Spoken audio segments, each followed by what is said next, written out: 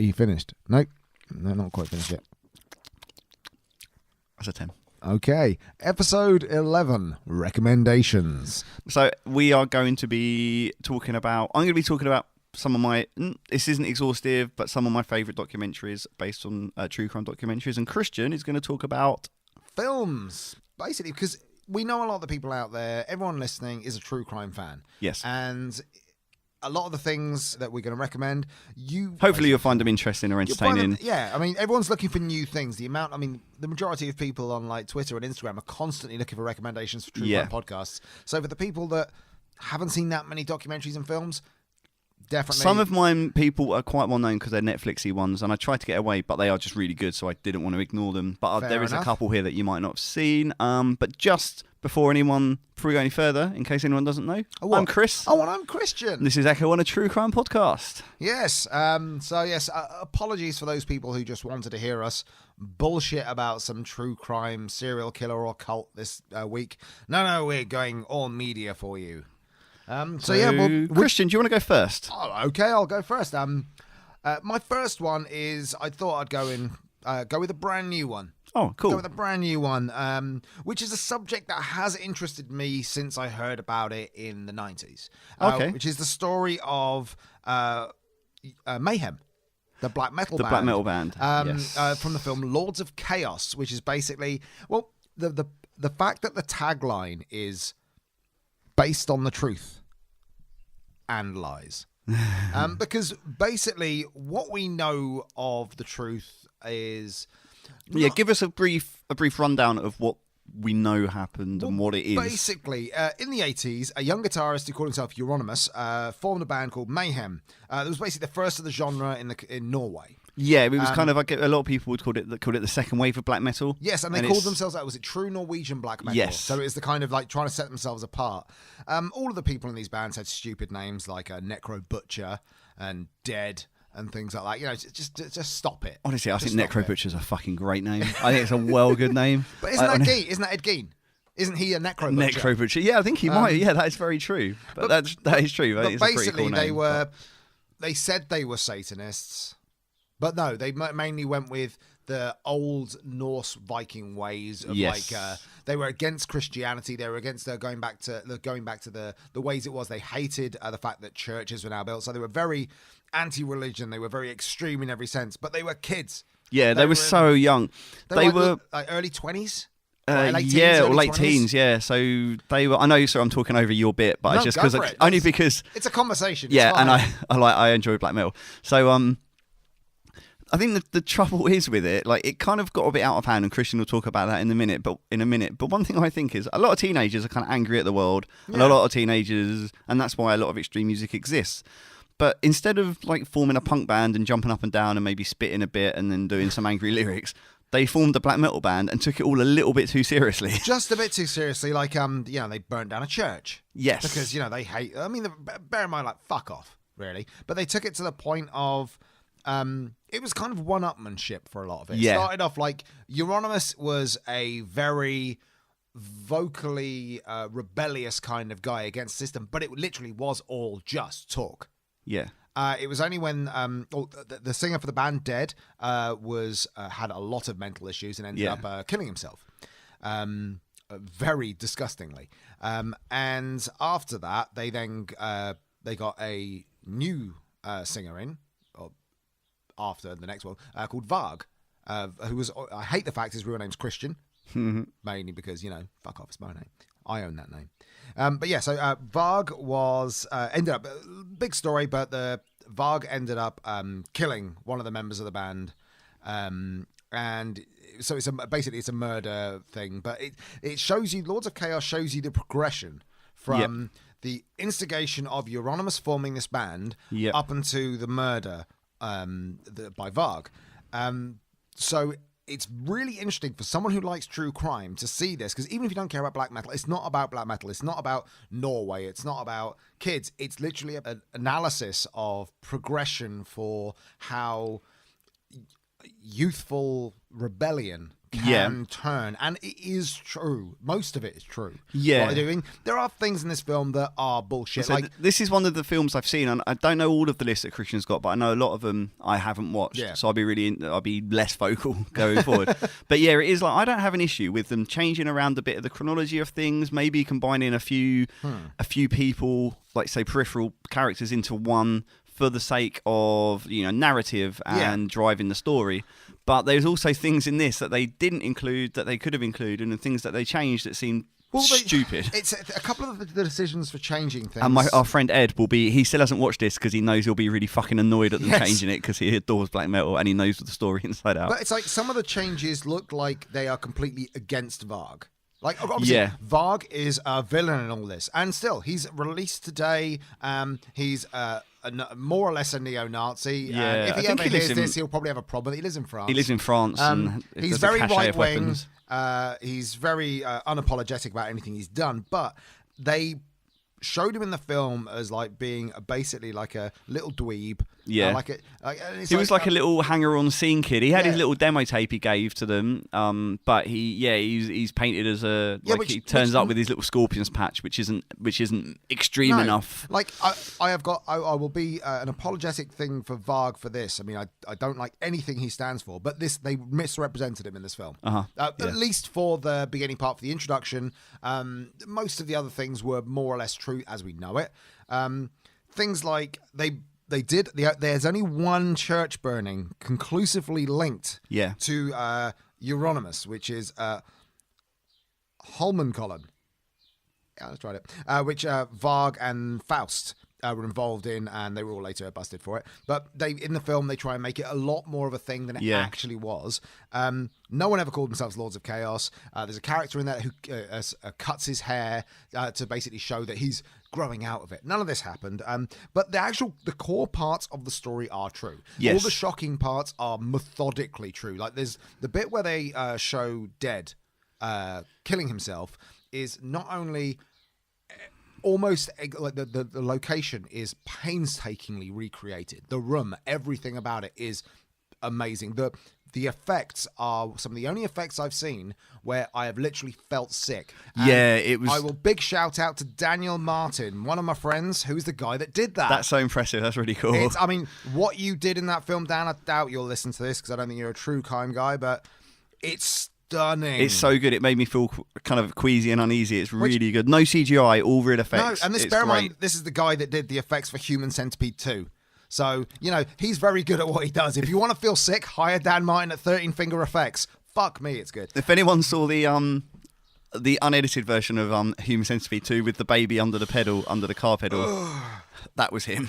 You make films difficult to have an erection to, Dan. Just saying. Persevered, but it was awkward. I managed to get through it, obviously. But yeah, Lords of Chaos is my first recommendation, only because a lot of people don't actually know the story. Yeah, and I know we both trashed some of the details, but I agree. Yeah. It's a good film, and it's interesting. Some of the details were done for a particular reason. I don't think they should have shown Varg in the light that he was, but Varg's a piece of shit, so who cares? He's a turd human. Did some really cool music. I think some of the Birds and records are great, but he's a shit. Yeah, but things like that, and they create some characters, but as a film itself, the way it's made, it is a biopic unlike anything you've ever seen, mainly because you never see true crime films where it goes beyond what they should do to pose them as, even after they've done horrific things, showing them as human.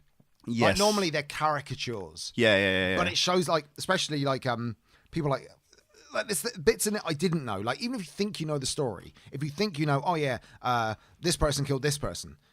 Like I had no idea that the Faust, one of the guys from Emperor, killed a guy. I knew he killed someone. I know it's all. I knew that story, but I didn't know how related to Mayhem it was. Yeah. I thought it was another band that guy did it. I didn't realize they were all friends and all part of the same thing. All part of the same scene. And it's really interesting to watch it. It's out soon. It's coming out on Arrow Video.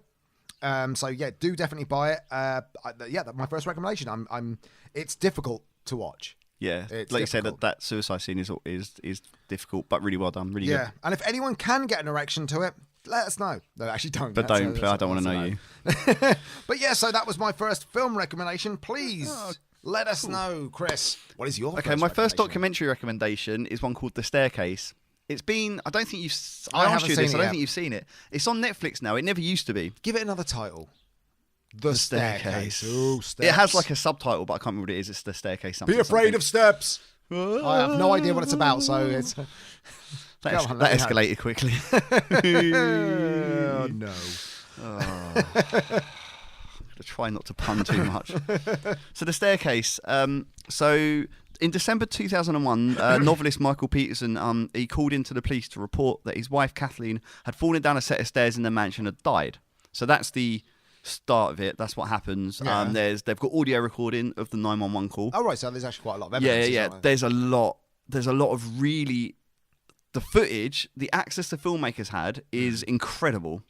So when I first watched it, there was, I think, 10 episodes, and I found it online somewhere. I can't even remember where I found it. I was just looking for true crime documentaries, and I found it somewhere.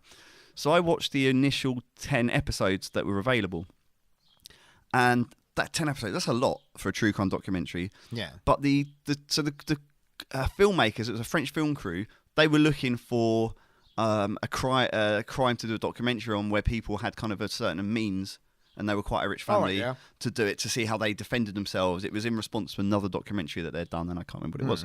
Anyway, so they had access to Michael Peterson and his family within days of it happening and of the police being interested in it. So they've got interviews with Michael Peterson, interviews with his son and daughters, interviews with the family.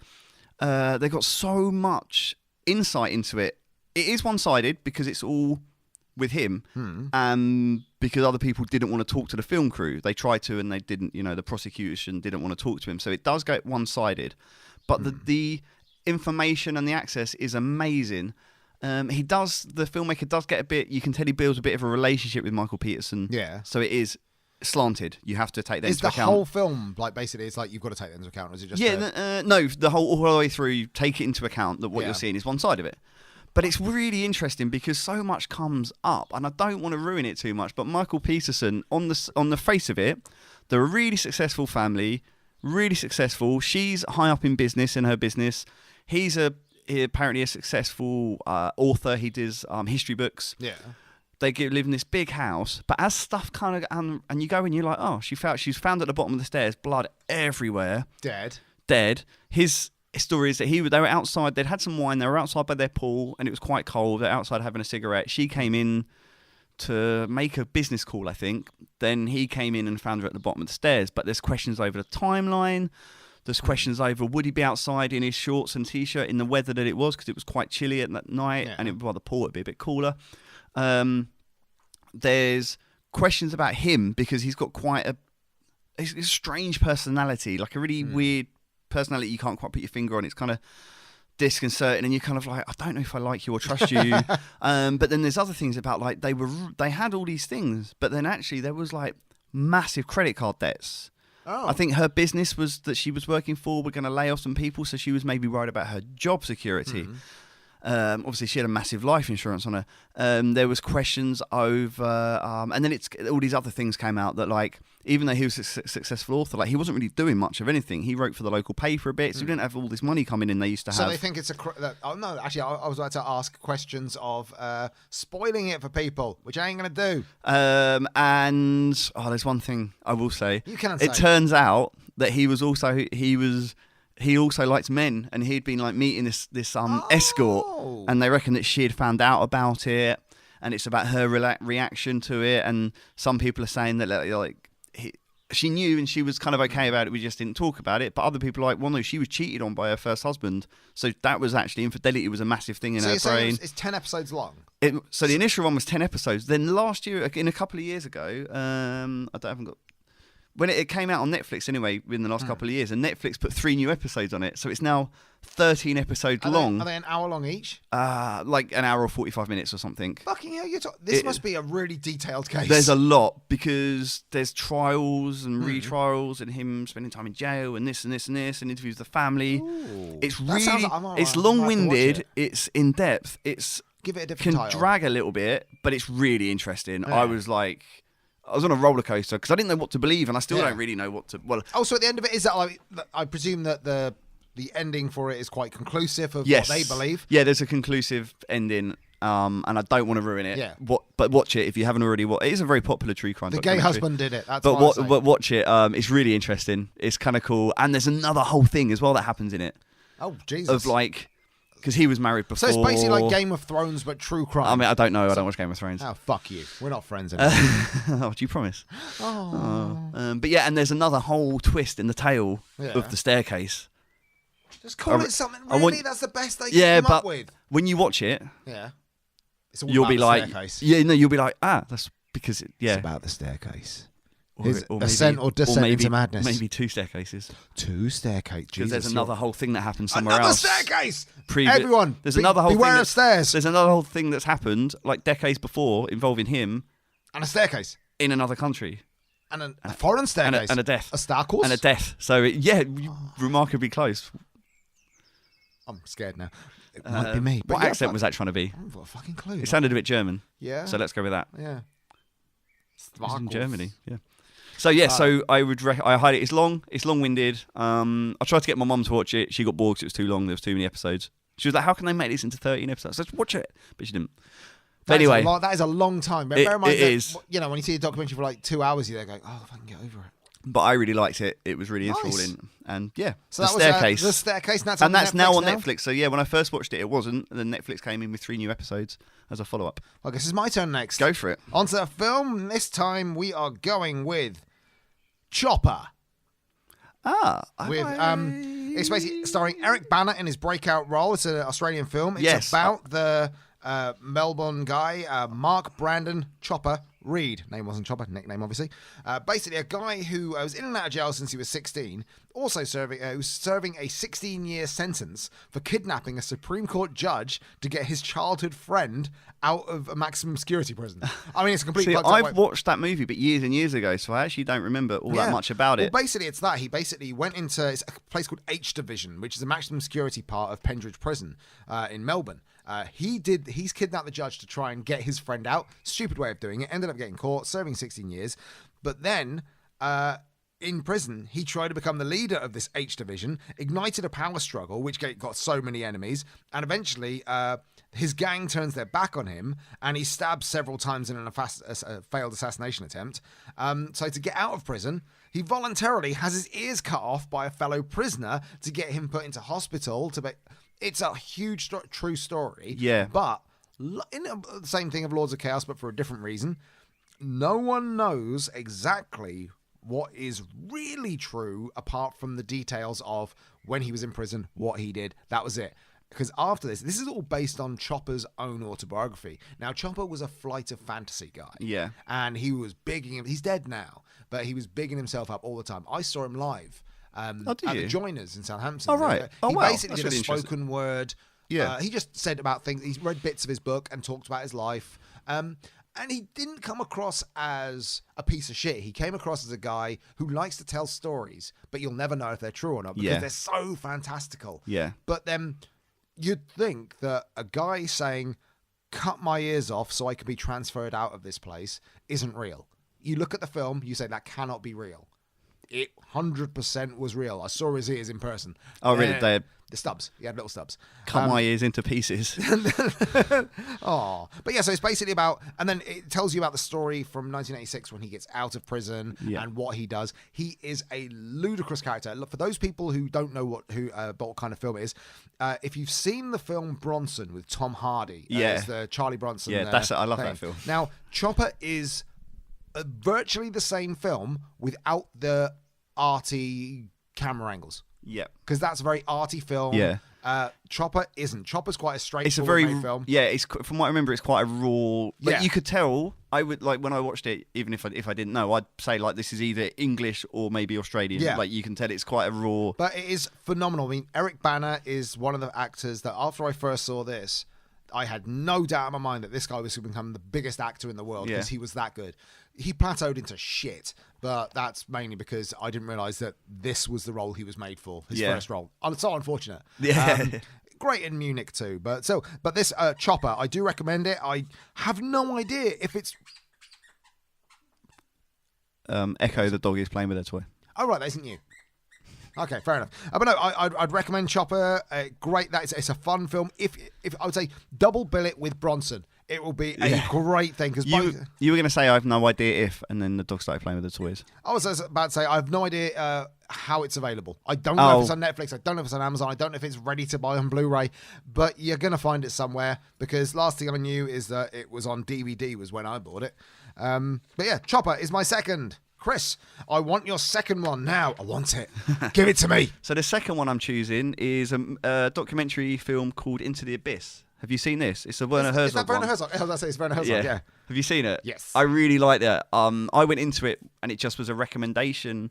I'm pretty sure I saw it on Netflix, but I don't know if it's on there anymore. No, it was on Netflix, because that's where I saw it. Yeah, I don't know if it's actually on there anymore, but find it if you can. So it's a documentary film written and directed by Werner Herzog. It's about two men convicted of triple homicide that occurred in Conroe, Texas. And this guy, Michael Perry, received a death sentence. So the film profiles Michael Perry. He was convicted of murdering Sandra Stotler, 50-year-old nurse. He also confessed to 2 other murders.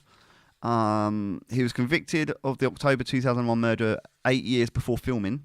So he'd been on death row or whatever, been convicted for 8 years. Apparently the crimes were committed to steal a car for a joyride. And Perry denies being responsible for the killings. Now, I just found it interesting. Like, Werner Herzog's really minimalistic voiceover. Yeah. It's not exciting in the way of... No, have you ever heard him? For people who haven't heard him talk, he's great. So engaging, isn't he? Like, but there's no reason, because he enunciates the wrong part. Because he's German, that he enunciates the wrong part of the English word, but it comes off so creepily. Yeah, exactly. Actually, for those people who don't know Werner Herzog for what he's done, he's a filmmaker. He used to work exclusively with people like Klaus Kinski, did Aguirre of God, Fitzcarraldo. People might know him more as an actor, because do you see Grizzly Man? Do you see that guy who? Yeah, I've seen that ages ago. Yeah, that was one of his films as well. I think I watched that after this because I wanted to watch another documentary that Werner Herzog had done. Yeah, because he basically, after doing very arty kind of films, he then went into documentary filmmaking, and his documentary filmmaking is so superior to what he it's did incredible. Previously. So apparently he'd wanted to do a true crime documentary when he was 17 or 18, and he tried to get into some high maximum security prison in Germany to do it. And it never came off, and he could never do it because he was like 17, I guess. He's done about 30 documentaries. I mean, it's like... So this was the culmination of almost like a lifelong ambition to do something. He was going to focus on a number of people. He did all his interviews, and then he focused this instead on this couple of them, this one guy in particular, this Perry. So just quickly about Werner Herzog, for those people who won't know, not only does he do acting, and he's got voice parts in everything from Penguins of Madagascar to Rick and Morty. He's the bad guy in Jack Reacher, and he's going to be the bad guy in the new Star Wars miniseries, The Mandalorian. So you'll know him in Jack Reacher because he's the creepy guy who Jack Reacher comes to at the end. But also for those people who want to see a great film he did, in 1970 he did a feature film called Even Dwarfs Started Small. It's wonderful. Is it? Oh, you've mentioned this to me before, actually. I've never watched it. But yeah, so carry on. Anyway, so this... so I'll go on for this. Anyway, and I just love the really minimalistic stuff. It's not talking about Perry's guilt or innocence. It's just more... It's talking about this guy and his experience on death row and what it all means to be on death row and what it... the whole thing around it. But it's just... Yeah, I think it's a wonderfully shot, really well-narrated, minimalistic interview piece with this guy. So what he did though, and the final interviews for the film were recorded only 8 days before before Michael Perry was executed on July 1st, 2001. And it includes interviews with the victims' families and with law enforcement officials, which I think is really good. It covers because you can kind of end up. I remember watching it and having a bit of sympathy for this guy who murdered this person, because you're like, well, you might have had a shitty upbringing, you're on death row, it's awful. But then then they interview the family that were affected by it, and you're like, oh no, he's a piece of shit. And it's so good, it's so well done. But also, he was going to do it about a number of people, and then he chose to focus on this one guy. So he did a series. Oh, I didn't called. I think it's just called like Death Row or something, but it's a series, and he goes in and he talks to a few other death row inmates later. One. And are you recommending this series as well? I'm recommending the series as well, but Into the Abyss is great. Watch that because it's wonderful, but then also watch the other ones, it's kind of interesting. Nice. But yeah, so Into the Abyss is number 2. I thought that was a very strong documentary. Nice. Well, I'll go on to my next one. Please do. I'm first just gonna basically it's a film about the Colorado cannibal. Basically, he was an American prospector and self-proclaimed professional wilderness guide who confessed to cannibalism during the winter of 1874. He and 5 other men attempted to travel through the San Juan Mountains of Colorado during the peak of harsh winter, when only this man reached civilization on his own. He claimed that he'd been abandoned by his party, but eventually confessed that he resorted to cannibalism to stay alive when they became hopelessly lost. He later recanted the story and confessed to having lived off the flesh of his companions during this, basically, Cannibal the Musical. I haven't seen it for some reason. I haven't seen it. It's like normally it's really difficult to go through films to try and find recommendations because you've all the ones that say based on a true story. The more likely the likelihood is it's not. They're just saying that and it's bullshit. And it's got one thing to do with one person. Like Wolf Creek is one about the backpacker murders in Australia. It says it's based on a true story, but then when you look at it, yes, some backpackers were murdered, but not by who the film says it is. And literally, that's the only thing. So you have to discount those ones. Yeah, absolutely. Now, initially, when I was going through my list of films I loved, I came across Cannibal the Musical and went and just discounted it straight away, but without realizing, oh fuck, no, it's actually the story itself is true. Granted, it's done because it's by Trey Parker and Matt Stone, who did South Park and To America and all that. This is their college film. It's very low budget. The musical numbers are phenomenal. The sets are ridiculous. And it is just a basically dick joke from beginning to end. But the story they tell of Alfred Packer, going through the Colorado mountains, they do it obviously in a jokey fashion, but the facts of the case are more or less real apart from the ending because he doesn't just get away with it. He actually did it. But it's very interesting to see that taking the facts of the case of him saying he's a self-proclaimed wilderness person and all that, we only know that because that's what some of the people said afterwards. What Cannibal the Musical says is they're actually doing another viewpoint of it and saying we don't know, he got into this because he got trapped by bullshit. Like I said, somebody said, oh yeah, in Cannibal Musical, they go, oh, you're from there. And he goes, yeah. And he goes, do you know the way? He went, I guess. And he goes, can you show us the way? Sure. And then when going to the other people to try and convince another load of the party, they say, oh no, this guy, he knows what he's doing. He's a guide. Yeah. So it's like trying to show, it's not, I don't know if it's intentional, but it's very interesting in a kind of true crime perspective to see, like, we know from the facts that this guy lied and he did this and he ended up being a cannibal, but it's kind of telling you another story. Did he just he talks himself into it? Kind of a lie upon lie upon lie. And then basically, because he's very innocent, and it's all a love story about him trying to find his horse. And lovely romantic numbers about that. But then it's like got other people, because no one else is alive. Yeah. We don't know. You only have his version of events. Yeah, we only know his version of events, but we don't know what actually happened. So I recommend this mainly because it's a great film, but also it is a true crime film, even though it's posited in this. And yes, it is a musical. Yes, it is funny, but it is a true story, more or less. Okay. Despite the fact that I don't think the real Alfred Packer sang a love song to his horse. No, I did. I don't think any of the Chinese Indians were in it either. But less said about that, the better. But yeah, Cannibal the Musical, I cannot recommend this film highly enough. Granted, not necessarily true crime, but definitely is a true crime because Alfred Packer was a real person, and yes, that motherfucker ate people. Cool. Thank you. Yeah, and what's your next one? So I'm going to go with one called The Jinx, which I asked you about as well, and before I think you haven't seen it. Not a fucking clue. What's it about? Jinx, The Life and Death of Robert Durst. So it's a 2015... The Life and Death of Fred Durst? Unfortunately not Robert Durst. Robert Durst. Fred Durst is still rolling. So Robert Durst, it's a 2015 HBO documentary miniseries. And again, I don't remember where I watched this. I found it online somewhere, and I don't know how I found it. 2015? Yeah. HBO? No. So it wouldn't... it is a possibility... Are you saying you illegally downloaded this? No, of course not. I reckon it was probably on Prime or Netflix at some point. Or TV. And has been taken down. Yeah. Anyway, so Robert Durst so it investigates the unsolved 1982 disappearance of Durst's wife, Kathy, the 2000 execution-style killing of writer Susan Berman, and the 2001 death and dismemberment of Durst's neighbour Morris Black in Galveston, Texas. So, Robert Durst is a real estate heir, a New York real estate heir. So, extremely, extremely rich, a very interesting character, quite strange, quite bizarre, and a very high-profile person. So he... Again, these guys, they have he allows the filmmakers really into his life a lot. Like, really, At really. his detriment, then? Kind of ultimately, yeah. Because so they interview him. He goes to court and he denies all of these things. But they interview him at length, and he seems to kind of like holding court, and he likes the attention. Yeah. But he's a very strange little man. Durst was suspected of involvement in the first 2 murders and confessed to the third, but claimed self-defense and was acquitted at trial. But there's a few little bits in it, like there's something. They found some letter of. There was a couple of letters they found, and one of them like hints at some murder that had happened, and one of them is to do something else.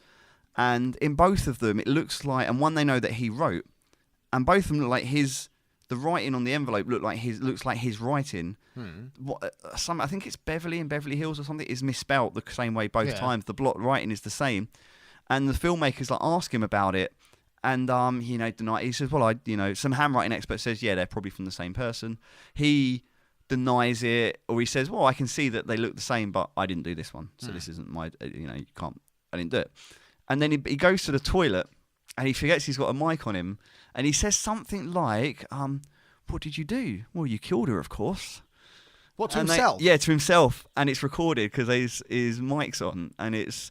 And this doesn't do it justice. It's a mini-series. It's fucking weird, but again, it's really interesting. I watched this and The Staircase and really, really close together. And so you're just paranoid and can't. And I was just like, like 2 really strange people who are quite well to do and have got dark pasts, and how he's just like Teflon. He seems like he's done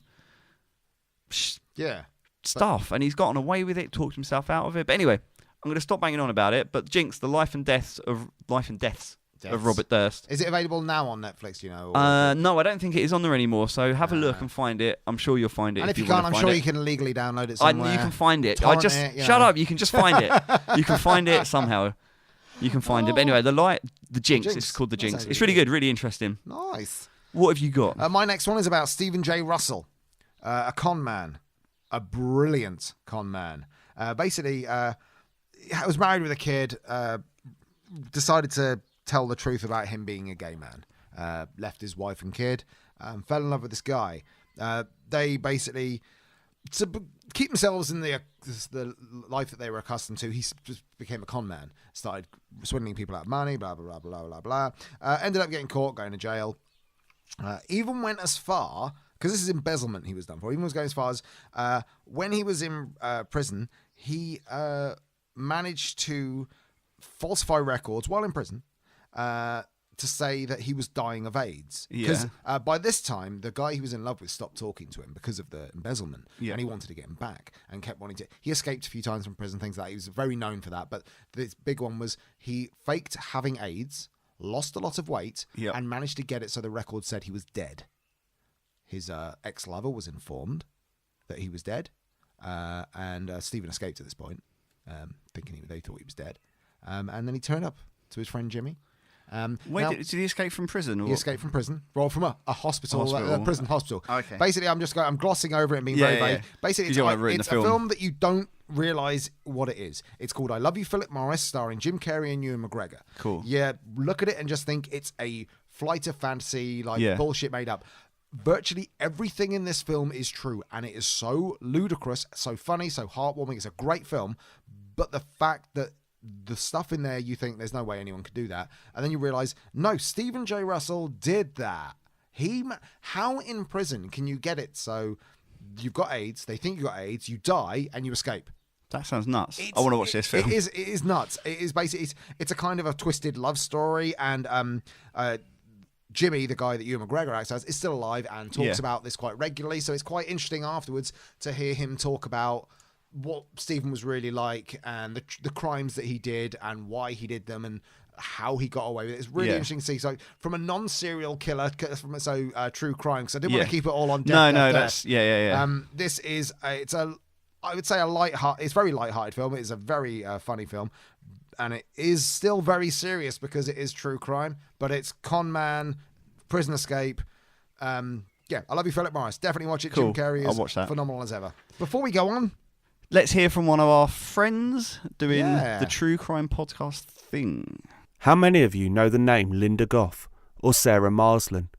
I bet you will have heard of their murderers though, Fred West and Harold Shipman.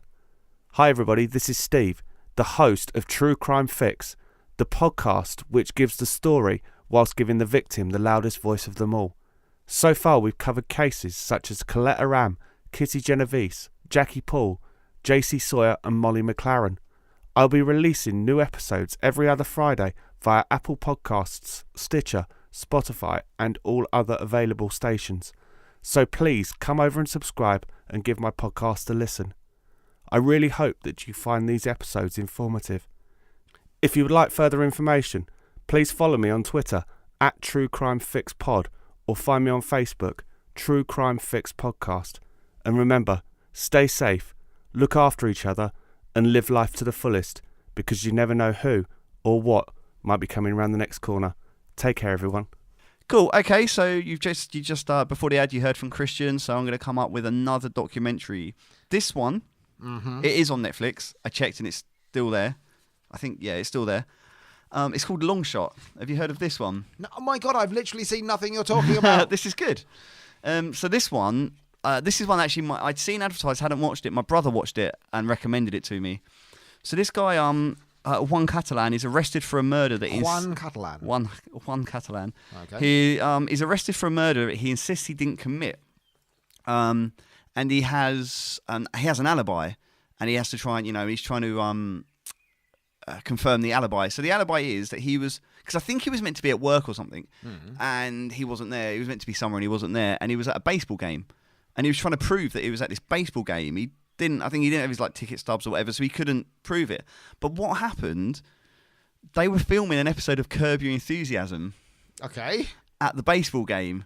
Was he caught when on he's camera? there, and they catch a glimpse of him in one of the scenes when Larry David walks down the thing. So it says his case for innocence around he bases his case of innocence around raw footage from popular TV show Curb Your Enthusiasm.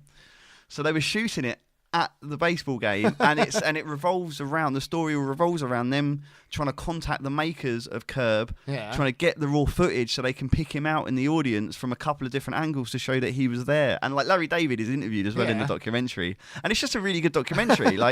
And it's horrible, obviously somebody died, but it's also nice seeing the outcome of a lot of them. You look at it and you're like, were they innocent? I don't know where I stand in it. I don't know what it is. When this one, you're like, this dude had an alibi. It had it's called Long Shot. Yeah. And obviously a baseball kind of thing as well, I guess, like a shot. But also, the most incredible. What are the chances? I know you maybe know the outcome now, but it's still really cool. It's really interesting. That does sound really cool. Yeah, it's really good. So, do we know, you said that's on... It's on Netflix, oh, awesome. This one. Yeah. Is that just a film on its own, not a series? No, it's a one-off. This is a one-off documentary. It's a one-shot, long shot? Yep. Nice. And what have you got next? My next one is not true crime, but it's true crime. It's not true crime, but it's true crime. It's fucking horrible to watch.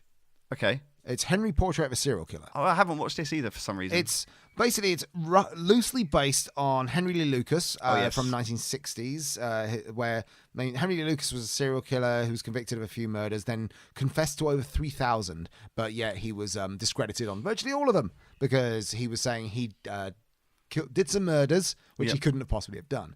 The thing that's interesting about this, it's about there was also a guy called Otis who Henry took under his wing in real life. Oh, okay, yeah. And the rest of the film is completely fabricated with originally Otis had a niece who Henry had a relationship with. She was underage. He was a bit of a pedo, things like that. In the film, it's not done like that. It's Otis's sister and everything. Even in this, I'm going to tell you, Otis is killed in this. Otis didn't die in the... right. So a lot of it is 100% made up and just inspired by. The reason I bring this up is because it's the only film I have seen which seriously looks at one of the untalked about things with serial killers, that sometimes there is a protege and teacher aspect. Okay, yeah. So in the film, whether it's true or not, it really doesn't matter. But from a fact of this film was deemed dangerous because it has Henry teaching Otis about how to kill, and he goes into depths about saying you cannot use the same weapon twice, you cannot use the same ammo. They look for this. You've got to make sure, and he's basically teaching him how to be a serial killer, but it's showing it in extreme detail, and it's very grim, the whole film. But the reason I thought this is because there was a recent case came out about a guy called Jamie Asuna, who was we might talk about later in another podcast, who's basically a guy who's convicted. He's recently been in the news because he beheaded his cellmate, guy with tattoos on his face. Oh yeah, yeah. We're going to cover this some point. But in an interview, he goes on about somebody asked one of the news reporters asked him about like when was his first murder. He said, "Oh, at 13," and he alludes to the fact that he was a protege for another killer, which is never talked about and very, very rare. Yeah, like you said, it's people meant ask like maybe this person had help or maybe this person worked with someone else, but often it's just a suggestion based on we're not sure how this could have been. Or it's a gang who happened to kill to get money and things. Yes. Very rarely would you have somebody teaching somebody how to kill for pleasure. Yes. So because of the Jamie Asuna thing coming out and him killing somebody in his jail, like beheading him, and he's like completely remorseless, cold, and eerily like Henry. Yeah. Like the same demeanor, the same coldness, the same, just terrifying. I'll put a link to the videos in the description. But Jamie Asuna talking, and then when you watch Henry, you see a direct parallel to how they act. Which I think Henry, although it takes huge liberties with the truth, from a true crime perspective of serial killers, it's extremely interesting, but that's all I can say. No, that's cool. I like the fact that you've acknowledged the fact that the main story of what he did isn't true. It's completely but bullshit. the aspect of it's like the psychology, teacher and student and stuff like that. I think that the psychology presented in Henry is more factual than most true crime films about killers. Yeah, because they don't ever show the psychology behind the people and the personal interactions they might have. Because it's always lone killer on his own, suddenly a different person with someone else, and like to friends and family, he's nice and smiley. Behind closed doors, he's grim. This guy, no, Henry is basically Henry and Otis, and how they're portrayed is, as I would assume, the real serial killers are like. So yeah, that's my next one. So yes, documentary time. Yes. Right, okay, yes. So my next documentary, I've got a few lined up. I don't know what to choose. Okay, I'm going to choose Amanda Knox. It is high profile, because she was, she's American, but the Meredith Kercher who got murdered is British. So, Christian, have you watched this documentary on Netflix? Yes, I have. So I thought I knew quite a lot about this because it's very high profile crime, at least in this country. I think it was high profile in the States as well, because Amanda Knox is American. I think she lives in Seattle now. So Amanda Knox, it's on Netflix, I think, a 2016 American documentary film. So she was twice convicted and later acquitted of the 2007 murder of Meredith Kercher. Now, I watched this documentary because I'm like, it's a new true crime documentary. Like, I'll watch it, obviously. But I thought it was really well put together. It was. I found her creepy as well. The thing is, and that's the trouble though, because I think she isn't always very likable necessarily.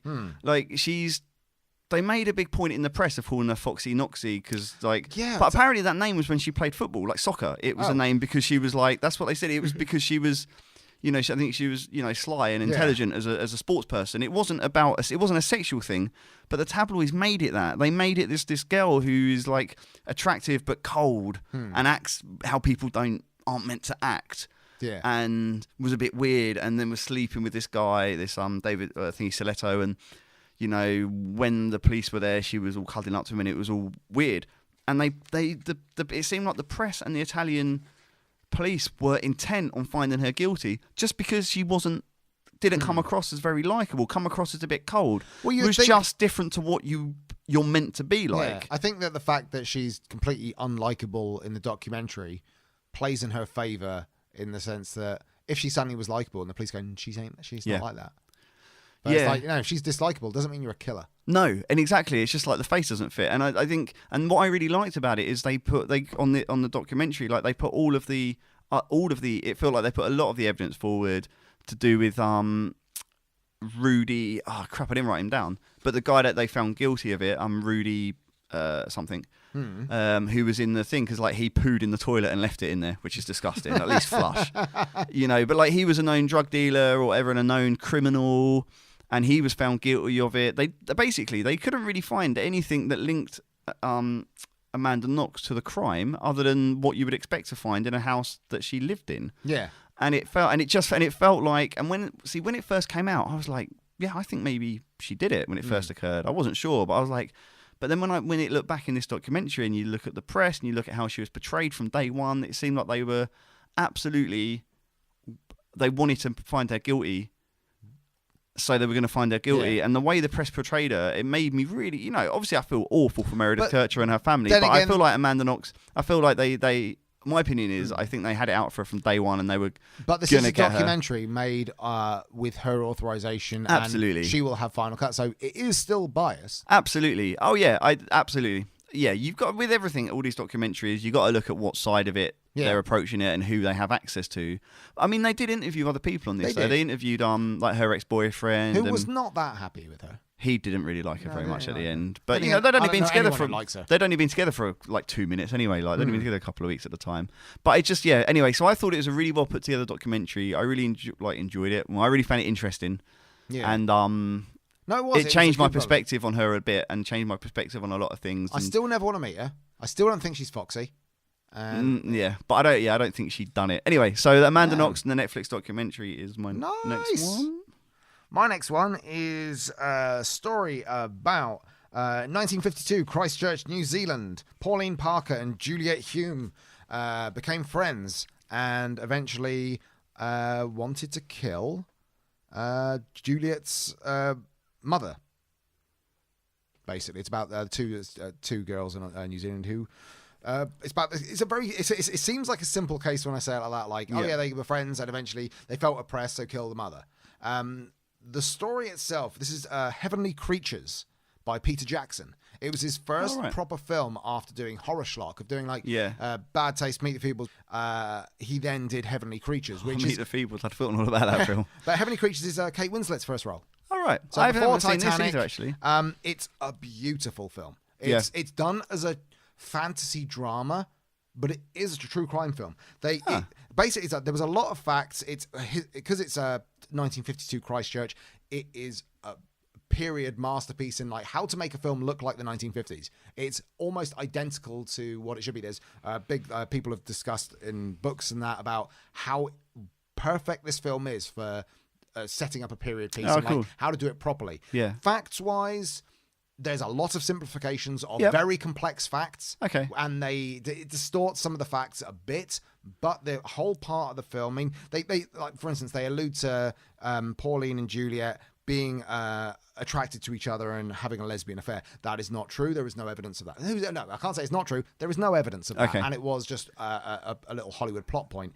In it, they did actually write a thing about Borovnia, which is their fantasy world. And they wrote books. They wrote this stuff and they wanted to become a big Hollywood film. And this is one of the kids doing it. But the way Peter Jackson does it is it actually becomes a living landscape. Like the whole landscape changes to this weird world that they inhabit and they get lost in it together. This is really interesting meld of like fantasy and reality. But of course, yes, they ended up killing the mother. They went to jail. They then came out and they are, they're still around today. They're not necessarily out in public, but they've got assumed names. But it is a very interesting small case that was still, it's looking at like Lords of Chaos looked at teenage boys basically be getting twisted with one-upmanship. This is two girls losing themselves in a fantasy world and believing that there's an evil woman controlling it all when that wasn't the case and they just killed the mother. All right, okay. That sounds really interesting. But it's basically this, that the film takes you up to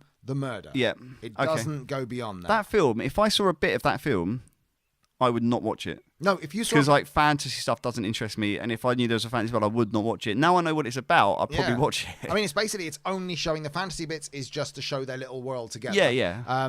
It is a drama film. It's not a thriller. It's not a horror. It's not a comedy. It's drama. It's 100% drama, and it has got a couple of shocking fucking bits in it.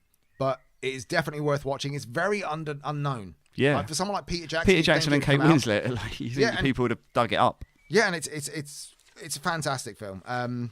Very different to Henry Portrait of a Serial Killer. Yeah. Cool. So at this point, I think we should listen to another one of our friends' adverts. Yes. Come on, let's listen to this. Take it all in. Then we'll be back.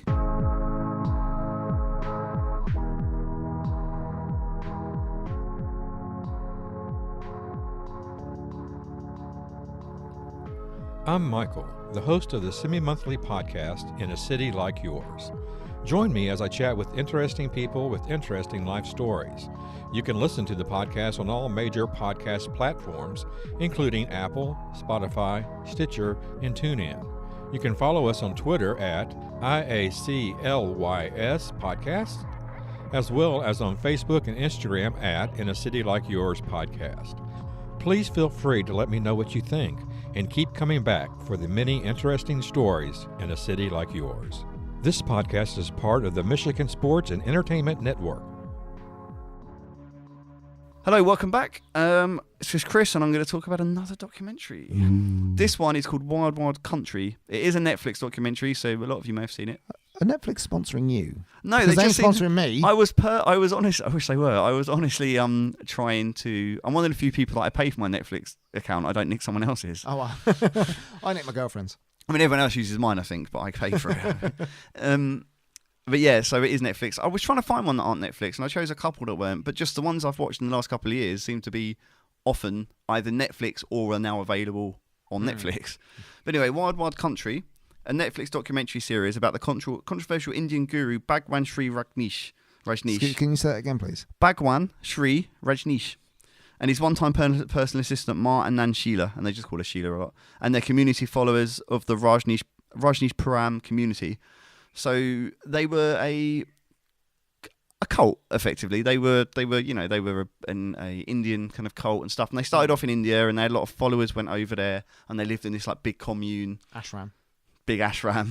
Yes, they lived in this ashram together, and they were following him. And then he wanted to expand it, and so they moved to Wasco County, Oregon. They moved to the States. That's a place to move to. That's a bit of a move, isn't it? Yeah. So they moved to Oregon, and a lot of the people in the local area weren't too keen on them, shall we say. They didn't really like them being around. They were kind of weird. They were this new cult that have come out. Whenever you get like others come in, often communities, we don't like them. They're others. They're weird. Racists. And they're a bunch of like weird Indians and hippies that have come over here, buying our land up, causing shit. But yeah, anyway, so they didn't like that. And then they started to try and get them to like run them out of town. But then this Sheila woman, her personal assistant, she was very strong and quite aggressive, and was very aggressive in fighting back against them.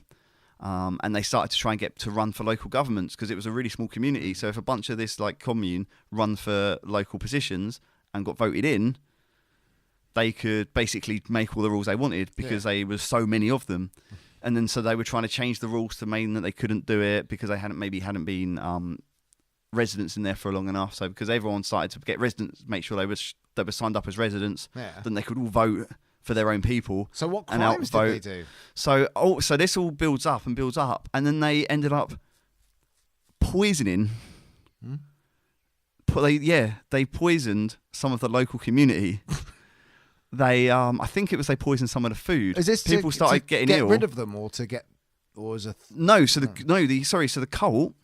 Started like poisoning the local community. Yeah, but no, was it to get rid of the people there? To terrorise them, to shut the fuck up and let us do what we want to do. And ultimately, it's the story of a lot of cults where it started off as this peace-loving thing trying to do good and ends up in people trying to fucking kill other people, and it all kicks off. Hold a few doors open for them, be nice, that might change their minds. Yeah, no, apparently they weren't. Quite yeah. So anyway, Wild Wild Country, it's got interviews. So it's got this Sheila, like Matt and Sheila, like they interview her, they interview other followers. There's some really good interviews with people that lived in the local area and people who were members of the group as well. And I really enjoyed it. And is there a good ending to it? Is it like, yeah, fuck yeah, or is it more of a, oh, son of a bitch? It's okay. It's enjoy the story. Enjoy the It's journey. the journey, not the destination. But yeah, anyway, I really enjoyed it, and I wanted to include it because it wasn't a serial killer or a murderer as such. It was a cult story. Nice. And yeah, it was really interesting. I thought it was really, really good. I can't wait for the Dara Sasha Sauda documentary. Oh, that's gonna be great. I don't know if there's gonna be one. I really hope they do one. Otherwise, we better start a GoFundMe. I know, but I actually want to get Ram Rahim to star as himself in a fiction film of his life. That'd be great. And he's gonna. But I want, for those people who don't know, listen to our last episode of 2 episodes ago of Dara Sasha Sauda. Then listen to the music video of Love Charger by. Listen to Love Charger. It's wonderful. I would love Love Charger. I would love to do a documentary on him. Yeah. It'd be wonderful. It'd be so good. I keep saying wonderful. It's not the right word for fucking murder, is it? No. But for yeah. a castrator. No. Castrator. still. But yeah. Movie time. Movie time. My last film is not a true crime film. What again? It's not. But it is. But it's not. Again? No, it's a film that makes it. It's a film that actually makes it seem like it's a true story, but it is not. It's a found footage film. Oh. But it's about a serial killer Yes. getting a camera crew Uh-huh. to make a documentary about him while he Right. goes around killing people. Oh, that sounds interesting. It's a black and white film. It's called okay. Man Bites Dog from Belgium from 1990. I haven't got a clue what year it's from. But it is, the reason I'm including this is because it makes itself, it's a prize-winning film. It's won loads of awards. It's grim as fuck, very funny, but it is about, and it's also a film that's been forgotten. 1992. Yeah, it's a film that's been forgotten, really. It's not easily accessible to get on streaming services, but you can get them on Blu-ray and DVD. Basically, that's his thing. It's following the serial killer around while he's doing his things. The reason I include this is because I love when films try and show a real side to Yes. someone who's an awful piece of shit. Yeah. Try and make them into a whole person. Yeah, it's 'Cause like I love people are.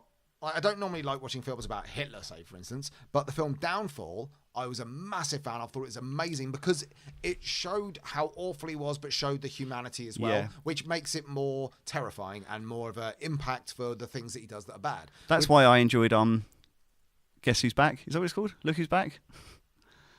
The Hitler movie. Yes, yeah, sorry. I was like, Yeah. yes, where Hitler comes back in modern day. Yeah, I like that as well because it showed a rounded side of him. Let's stop talking about Hitler. Okay. That is a we good don't film. like though. Hitler. No, He's a he's bad person. he was a shit. But definitely watch that. Yeah, but both these films. this film's really funny because he basically is talking to it's all obviously on the camera, Yeah. and he's talking to them the whole time, joking around. You see him interacting with his family and his friends, and in this, it's done as a stupid thing because the family know what he does, and they go, well, that's how he gets his money. Because, he'll go into a place, kill an old lady, and then go find her savings under her bed and go, well, that's my month sorted, and then go out again. And then it ends up, obviously, the only way it can end up with him going to a place with his documentary crew, looking up, seeing an enemy serial killer somewhere else, and he's got a camera crew as well. And it's a good take on media representation of crimes, showing more of a reality, because it will go from being really fun one moment, like, oh, this is really humorous, to being utterly disgustingly violent to the point where it will sicken you and you have to stop it, and then it'll go straight back to a joke. It's interesting that way. So when I say true crime, it's not a true story, but it's telling things in a more truthful manner than any other film out there. Until Henry, Portrait of a Serial Killer. It's kind of the same film as Henry, Portrait of a Serial Killer, but with jokes and not as grim. But yeah, that's my one. That was me getting an airdrop, I believe, from Chris. I've got to accept this now. Let's see what this is. Oh, it's just a dick pic. No, it's just my list of No, it's a dick pic. Oh wow, that's tiny. I zoomed right in. Oh, it's because I can see your balls in comparison. They are big. But yeah, so Man Bites Dog. So Cool. That was, You're away from the mic, no one can hear you. I am, but yes, that means we're doing. I believe you got another one. Yes, one more for you. This one is called The Keepers. This was a really high profile one. It is on Netflix, but it was really good.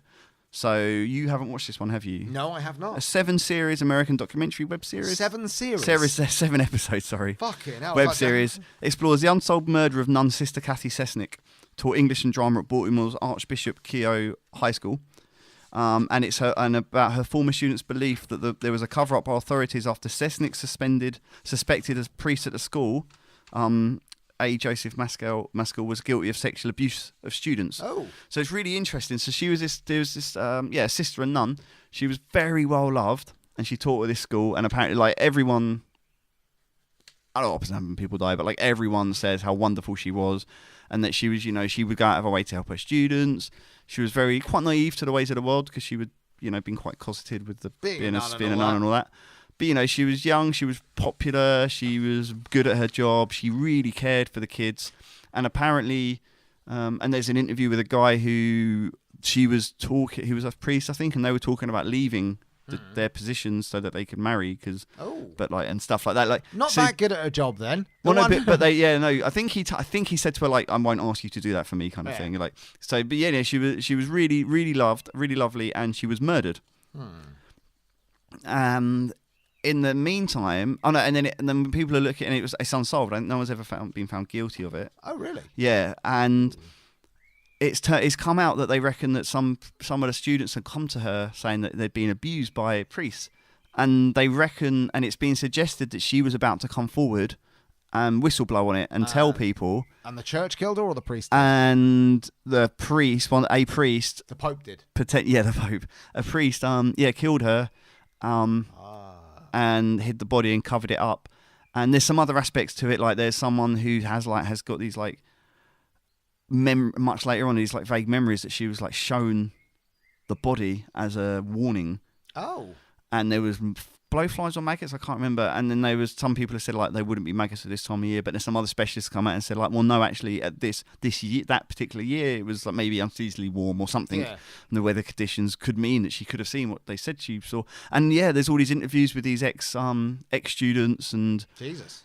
people that worked with the sister and all of these things. So it's called The Keepers. Again, it's a high profile one, but in the meantime, Netflix have done quite a few other true crime docs in the meantime, and documentaries, and it might get forgotten about. Docu-films. It's really good, really, really interesting. I just want to say, like, for me and probably for you as well, Christian, this isn't an exhaustive list. No, I picked and chose some interests, some high profile ones, a couple of slightly less known ones, but all ones that I thought told a really good story, were either really well made or had an interesting narrative, or something. I left quite a load intentionally off the list. Like, for instance, one off the top of my head, Boys Don't Cry, the story of Brandon Teena, which Hilary Swank won an Oscar for. It is another film that is so full of lies and so full of mistruths of how it's represented. Shows the crime more or less the same, but it took a lot of liberties with it, so I for that reason didn't include it. There's a lot you can look at things like Silence of the Lambs, Texas Chainsaw Massacre, and say it's based on truth, but it's not close enough. Yeah, my list is there's a lot of better films out there, but they're not necessarily the true crime ones. Yep. So same with the documentaries. For me, like, I didn't choose Making a Murderer. Everyone's seen it. It's the true. That seems to be that's the true crime documentary that even people that don't watch true crime documentaries have watched. But things that one, for instance, that angers the shit out of me that it's got that big. When it's like say some of the Michael Moore ones, which are so full of one-sided bullshit. Not all of Michael Moore's stuff. I'm not saying he's complete. No, and not all of Making a Murderer is either. But there's a lot that they've admitted. Slanted. It's so slanted. Why would they leave out a lot of the information which does paint him in a really bad light? Yeah. Like to the point of going, oh yeah, you wouldn't say that. But it's like, but then again, all documentaries, no matter absolutely. Like we said, some of the ones that I've read definitely are one-sided because that's who they have access to. That's the other thing. Also, it's better for if you're making a film or a documentary, you want it to be entertaining at the end of the day. Yes, you want to tell the truth, but if a lie helps you to tell the truth, then really in that thing, why? But even having this conversation now, I've thought of a few more documentaries that I could have included. Name one as an addendum. We'll have to do this again. Well, like Paradise Lost, yes, the West Memphis documentary and Paradise Found or whatever it was, the follow-up. And there's a couple of those that I think are really, really good that we could include. Also, so if anyone's listening and has other ideas of what they think they are, please comment on this. Say what your favourite ones are. Give us a top 3. And there's also podcasts. Like there's other podcasts. Like I've been listening to one called Paradise by BBC about an English couple who got killed in South America. Like it's really, really good. I think we'll have to do this again. But please share things with us because we're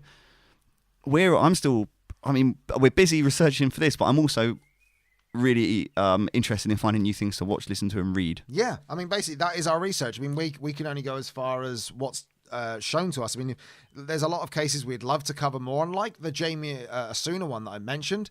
But the problem is there's very little about any of that to be able to do, say, a full episode on.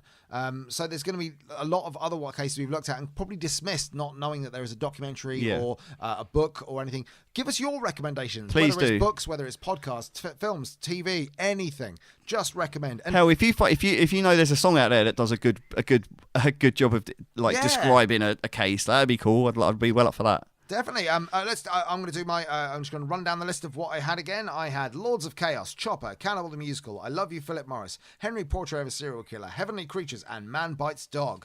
Chris. I had, not in the order I read them, The Staircase, The Keepers, Long Shot, Amanda Knox, Wild Wild Country, The Jinx, and Into the Abyss. Please, everyone, watch Into the Abyss. I don't think it gets nearly enough love. It's really good. Cool. Maniac Factor. Yeah. They're all fucking mental. Yes. Cool. All right. Well, I've been Chris. And I've been Christian. Until next time. See ya. Goodbye.